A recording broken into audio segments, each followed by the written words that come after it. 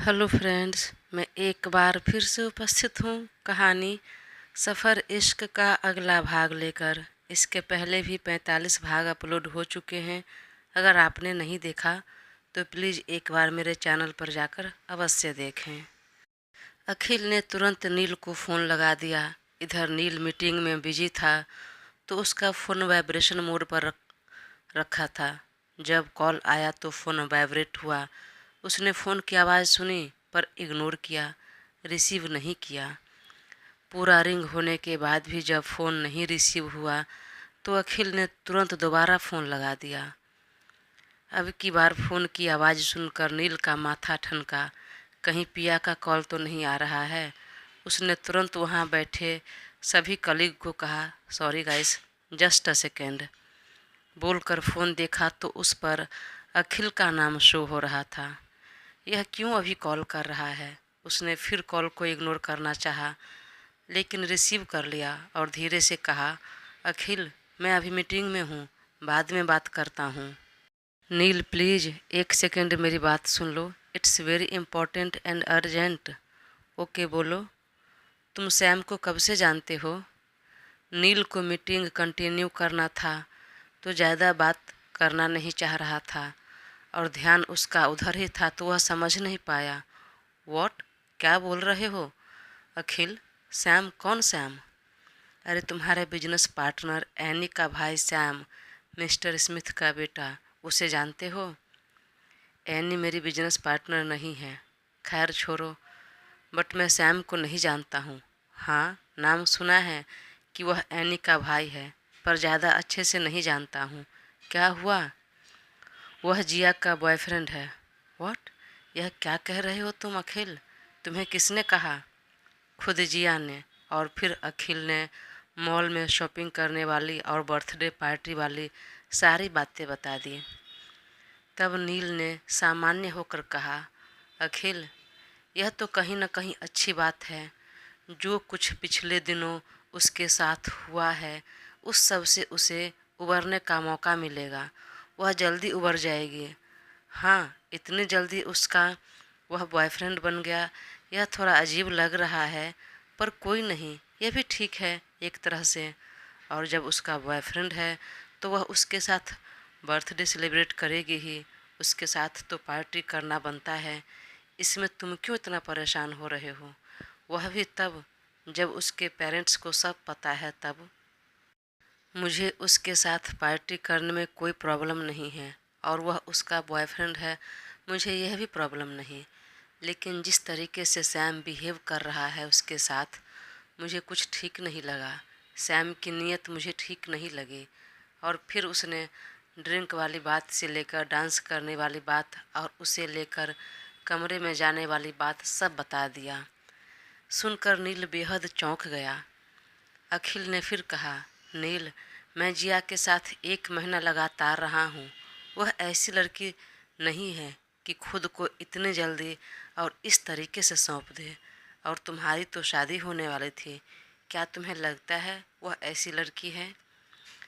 अखिल देखो, हमारे शादी होने वाली थी और हम साथ में ही थे, पर ज़्यादा दिन तक नहीं, मुश्किल से 1 हफ्ते थे। लेकिन हफ्ते भर हम एक दूसरे को खूब समझने की कोशिश की, टाइम बिताए जितना हो सका। पर मैं जितना जानता हूँ उसे, वह ऐसी लड़की नहीं है। और तुम मुझे भी अच्छे से जानते हो कि मैं कैसा था शादी से पहले, लेकिन फिर भी मैं अपने हद में था। तो अब क्या करें? मुझे उसके साथ जिया का रहना सेफ नहीं लग रहा। 1 सेकेंड रुको, मुझे अभी सैम के बारे में पता करता हूँ, यूँ पता चल जाएगा। और फिर दोनों ने फ़ोन रख दिया और नील ने तुरंत मीटिंग को ओवर किया और झट से कॉल सीधा सोहम को लगा दिया। इधर अखिल परेशान हो रहा था, वह इधर से उधर चल रहा था। चेहरे पर बहुत बेचैनी थी। जिया के यह कहने के बावजूद कि वह उसका बॉयफ्रेंड है, फिर भी उसका मन नहीं मान रहा था। सैम की नीयत उसे ठीक नहीं लग रही थी। जी में आ रहा था कि अभी दरवाज़ा तोड़कर कमरे में चले जाऊं और जिया को खींच कर बाहर ले आऊं, पर बिना किसी प्रूफ के ऐसा नहीं कर सकता था। देखते हैं नील क्या पता करता है। मन में बोलकर वह अपना ड्रेस चेंज करने जाने लगा। तभी एक वेटर ट्रे में जूस का गिलास लिए, जिसमें सैम और जिया थे, उसी कमरे की तरफ जाते हुए दिखा। उसे देखते ही अखिल तुरंत उसके पीछे भागा और उसके हाथ से ट्रे ले लिया। ब्रो, कहाँ जा रहे हो इसे लेकर? रूम नंबर 208 में। क्यों? भाई ट्रे लाओ, मुझे दे दो, मैं लेकर जाता हूँ। अरे पर क्यों? यह मेरा काम है। हाँ भाई जानता हूँ, पर मैं नया हूँ, इसलिए थोड़ा ज़्यादा काम करना चाहता हूँ ताकि बॉस की नज़र मुझ पर पड़े, मुझे दिखे और मेरा काम परमानेंट हो जाए। भाई प्लीज़ समझो ना, मैं लेकर जाता हूँ ना। ठीक है भाई, ले लो, बोलकर उस वेटर ने उसे ट्रे थमा दिया। अखिल ने ट्रे लिया और तुरंत उस कमरे के दरवाजे पर जाकर नॉक किया। अंदर से आवाज़ आई, कम इनसाइड। उसने हौले से डोर खोला और जूस लिए अंदर चला गया। उसे देखते ही सैम जोर से चिल्लाया। सिर नीचे झुकी रहे, गलती से भी उठा तो फिर खैर नहीं। फिर सामने टेबल की तरफ इशारा करते हुए कहा, जूस रखो और चुपचाप उल्टे पाँव निकल जाओ। फिर भी अखिल ने निकलते निकलते तिरछी आंखों से देखा। ब्लैंकेट ओढ़े जिया आंख बंद किए हुए लेटी थी। वहीं सैम की आवाज़ से तो लग रहा था कि वह बेहद नशे में है। देखते ही अखिल की मुट्ठियाँ कस गई। वह बाहर निकला और मन में बोला, यह नील को पता चला कुछ कि नहीं।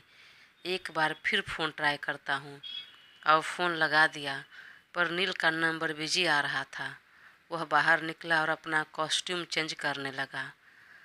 वह कपड़ा चेंज किया और अपना शर्ट और जीन्स पहना और माँ का जो सामान था वह बैग लिया और नील के कॉल का वेट करने लगा। और न जाने वह अंदर कमरे में जिया के साथ क्या कर रहा होगा, यह सोचकर ही कलेजा धक धक हो रहा था। तभी माँ का फ़ोन आ गया। वह कट करने लगा। फिर सोचा अगर नहीं रिसीव किया तो माँ बार बार कॉल करती रह जाएगी।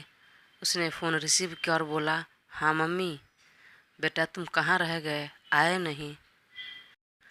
वो मम्मी, एक दोस्त से मिलकर आ रहा हूँ, थोड़ी देर हो जाएगी, पर टेंशन मत लीजिए, मैं आपका सामान लेकर आ जाऊँगा।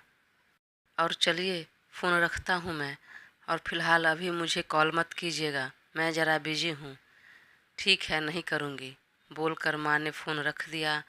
और उनके फ़ोन रखते ही तुरंत नील का फ़ोन आया। हाँ नील, कुछ पता चला? कुछ नहीं, बहुत कुछ पता चल गया है, और सब अभी पता चलना बाकी है। अभी फ़िलहाल तुम जिया को बचा लो, वरना वह उसे बर्बाद कर देगा। वह तो जिया से बिल्कुल प्यार नहीं करता और ना ही शादी करना चाहता है। उसे बस जिया चाहिए एक रात के लिए।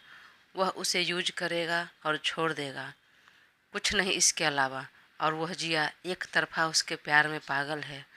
और हाँ, यह सब जो भी वह ड्रामा कर रहा है, बर्थडे पार्टी, सेलिब्रेशन, जो भी, बस उससे बदला लेने के लिए। अभी एक हफ्ते पहले जिया ने उसे कैफ़े में एक थप्पड़ मार दिया था, बस उसी के लिए। प्लीज़ तुम जल्दी जाओ, उसे बचा लो। और इसका क्या करना है मैं देखता हूँ। इस दोनों भाई बहन की अब खैर नहीं। अब इसकी बहन ने क्या किया, वह बताने का समय नहीं है। प्लीज़ तुम उसे बचा लो। और नील ने तुरंत फ़ोन कट कर दिया और तुरंत कॉल सत्येंद्र जी को लगा दिया। अखिल ने भी फ़ोन पॉकेट के अंदर रखा और 4 कदम नहीं हुआ भागकर उस कमरे के दरवाजे पर जाकर ज़ोर ज़ोर से डोर नॉक करने लगा। अंदर सैम शर्टलेस होकर जो उसके ऊपर झुका हुआ था, उस नॉक की आवाज़ सुनकर बेहद गुस्सा आ गया, पर उसने इग्नोर किया। इधर अखिल का गुस्सा चरम पर जा चुका था। उसने अब नॉक नहीं किया, सीधे 2 लात दरवाजे पर मारा और तोड़ दिया दरवाज़ा। और कमरे के अंदर जाते ही तुरंत लाइट ऑन कर दिया। वहाँ जिया के कपड़े नीचे ज़मीन पर गिरे हुए थे और सैम भी शर्टलेस होकर उसके ऊपर झुका हुआ था। देखते ही अखिल की आंखों में खून उतर आया, उसकी मुट्ठियाँ बंध गई। वहीं सैम जब तक कुछ समझ पाता अखिल ताबड़तोड़ उसे लात मारने लगा और उसका बाल पकड़कर खींचकर नीचे ज़मीन पर पटक दिया। अबे कौन है बे? किसकी इतनी जुर्रत, किसकी शामत आ गई कि हमारे प्राइवेसी में दखल अंदाजी करे? किसे अपनी जान प्यारी नहीं है? सैम लड़खड़ाते जुबान में बोल रहा था। अखिल ने उसका बाल पकड़ा और मुंह पर घूंसा मारना शुरू किया।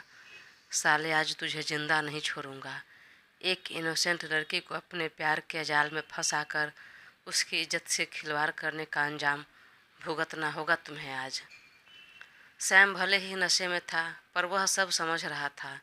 तब उसने अपना बचाव करते हुए कहा, अरे पर तुम कौन हो और मुझे क्यों इस तरह मार रहे हो? तुम्हें गलत फहमी हुई है। यह मेरी गर्लफ्रेंड है और मैं उसके साथ कोई ज़बरदस्ती नहीं कर रहा। अपनी मर्जी से यहाँ आए हैं। तुम जाओ यहाँ से, इससे पहले कि मैं कुछ कर दूँ तुम्हें।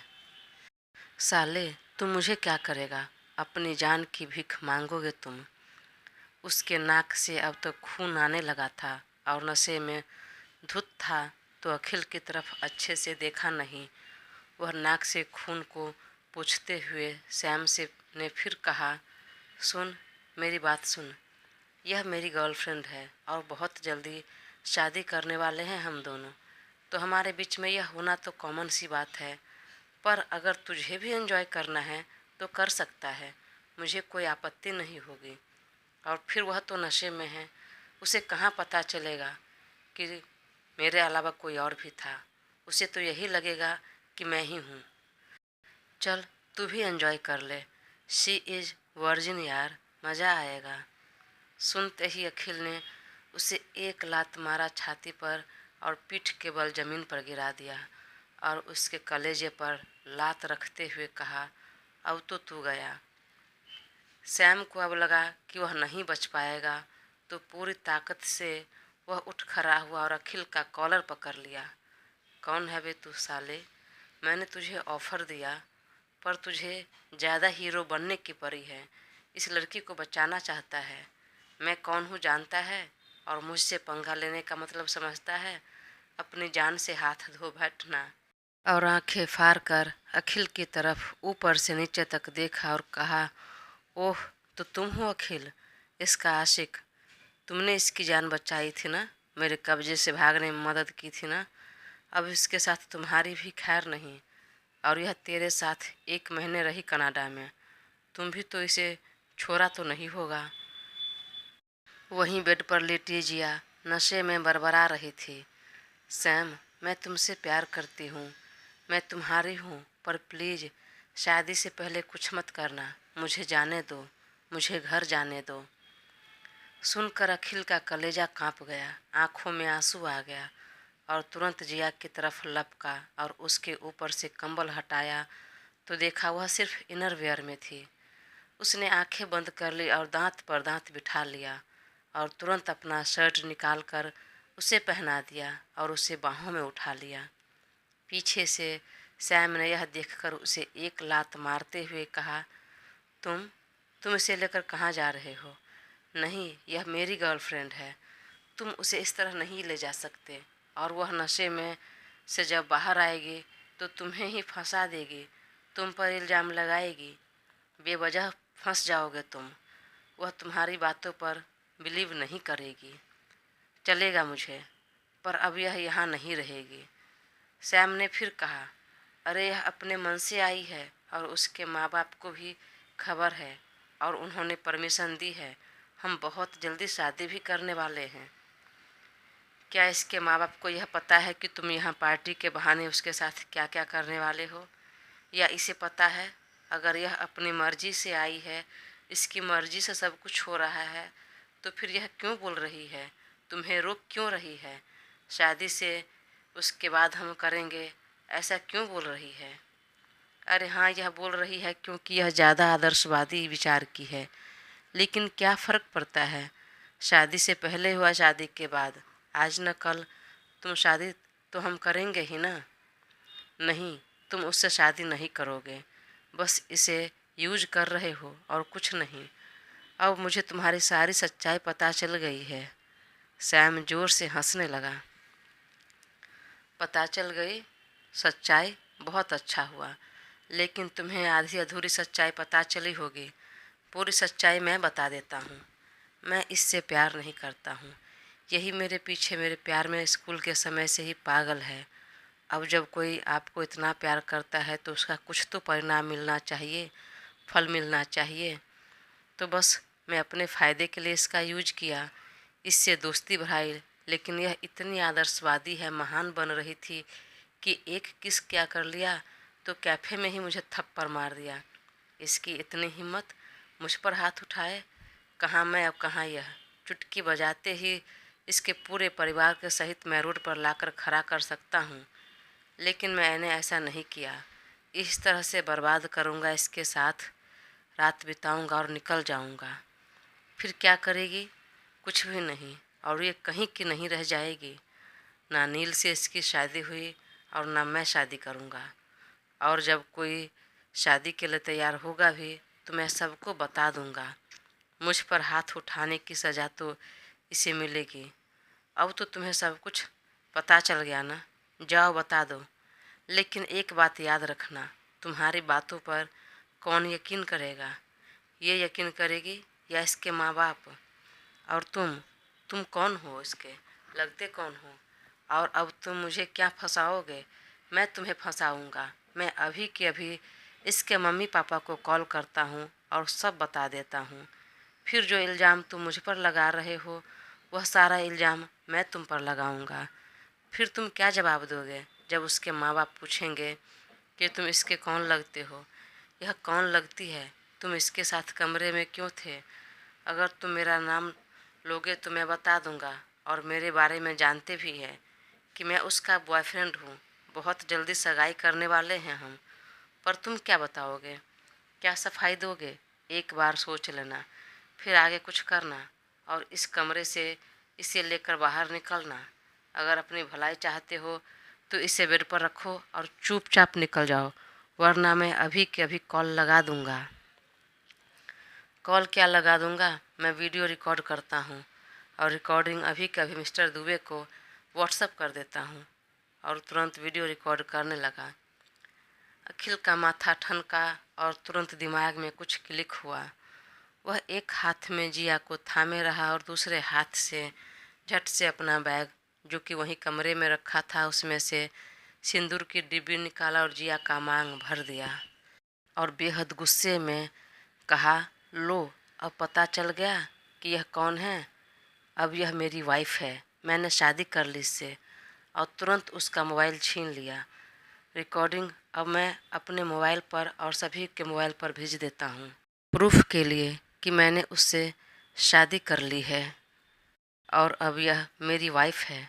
और खबरदार, जो हमारे बीच में अब तुम आए या एक शब्द मेरी पत्नी के खिलाफ बोला तो अगर अपनी भलाई चाहते हो तो तुरंत इस कमरे से बाहर जाओ। और तुम्हारे साथ क्या करना है बाद में देखता हूँ। और मेरे अलावा नील भी तुम्हारे बारे में सब जानता है, वह भी तुम्हें छोड़ेगा नहीं। उसकी आवाज़ में जो तलखी थी, आंखों में जो खौफ था, यह देखकर सैम थोड़ा सकपका गया और तुरंत कमरे से बाहर निकल गया। अखिल ने जिया के माथे पर अपना होंठ रखा और फूट फूट कर रो पड़ा। और तुरंत उसे उसका कपड़ा पहनाया और अपना शर्ट खुद पहन लिया और उसे गोद में लिए ही बाहर निकल आया। होटल के स्टाफ, सारे एम्प्लॉय देख रहे थे तो अखिल ने चिल्लाकर कहा, सबकी नज़रें नीची रहे और बात यहाँ से बाहर नहीं निकलना चाहिए, वरना खैर नहीं तुम सबकी। फिर वह कार में बैठा और उसे लेकर रोड पर निकल गया। कुछ पल तक उसका भी दिमाग काम नहीं कर रहा था, कुछ सोच समझ नहीं पा रहा था। पर जब उसका दिमाग शांत हुआ तब उसका माथा ठनका और समझ आया कि वह गुस्से में क्या कर दिया है, और वह भी जिया की मर्जी के खिलाफ। और तब जब वह नशे में थी तब वह उसके साथ शादी कर ली है, सबकी मर्जी के खिलाफ। और आगे न जाने क्या होगा इसका परिणाम, और अब आगे क्या करना है, कहाँ जाएगा, जिया के घर या अपने घर, कुछ सोच समझ नहीं पा रहा था। तब उसने ज़ोर से स्टीयरिंग पर हाथ दे मारा और सिर झुका लिया। सोच सोच कर सिर दर्द से फटा जा रहा था। वह गोद में जिया नशे में अभी भी धुत थी और धीरे धीरे बरबरा रही थी। सैम प्लीज मेरे साथ कुछ भी गलत मत करना। अखिल की आंखों में एक बार फिर आंसू भर आए। उसने जिया को अपने सीने से लगा लिया और कार को सीधे जिया के घर की तरफ मोड़ दिया। इधर नील सैम और उसकी बहन के बारे में पता करने के चक्कर में यह भूल गया कि पिया अब तक ऑफिस नहीं पहुंची है। दोस्तों, कहानी आगे जारी रहेगी। प्लीज़ अपना साथ बनाए रखें और चैनल को सब्सक्राइब कर मुझे ज़रूर सपोर्ट करें। Thank you.